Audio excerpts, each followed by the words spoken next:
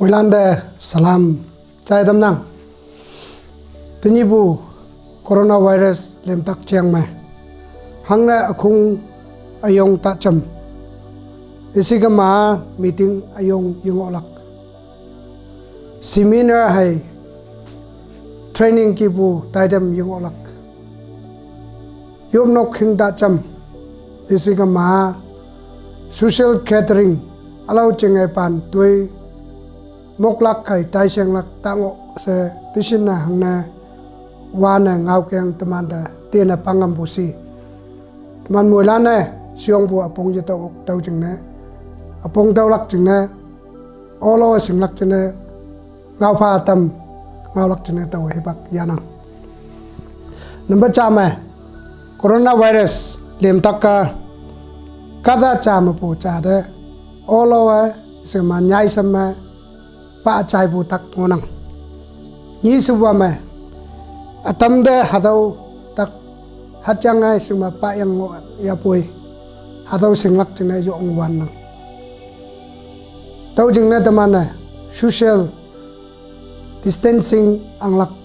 yo ngobung pung na meng nang hadau tak pa ngopu kada atam noksa ma amai huya Chemyuh ai ha phai pangnua chambu nyui ma isigama yom nok ta pai om suwa le da sa bu ne myang ma awa au da yepau ba moilan community isigama akung pangnua taklak awa au da yepau ba kada yan li nak ngai lak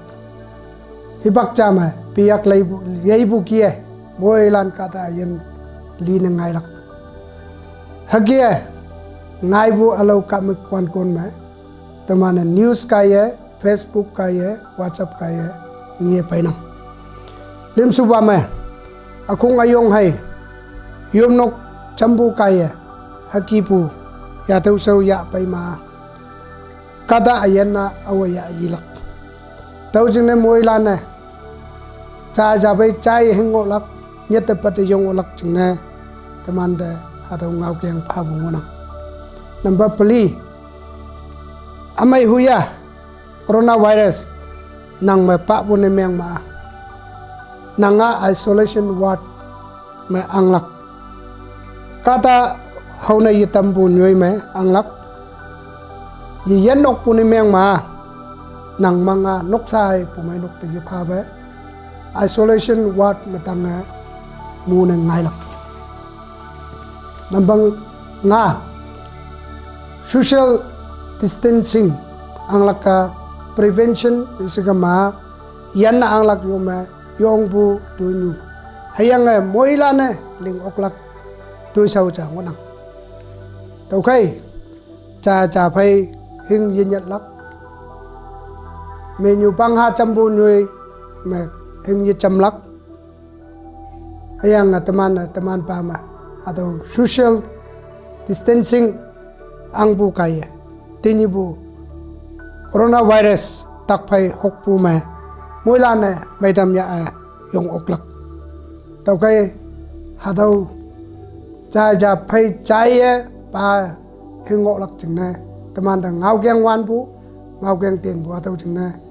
wanam bu ja moila na hadau pong de yuwa tinibu tak phai hokhao se atau nan phang ngawan chai dam nang kawan teman ai sai de moi man pa thank you